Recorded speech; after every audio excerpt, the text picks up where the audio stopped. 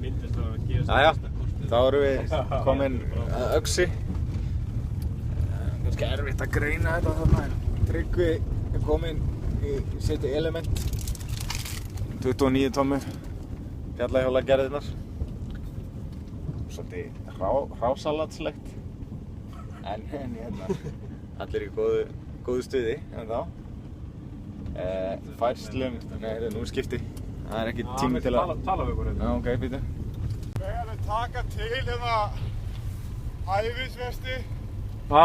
og hérna finna brúsar minna á gólfinu. Setja hérna Powerade eitthvað í hann. Ok, High-Vis og Powerade. Ok. Óli, þú fyrir það.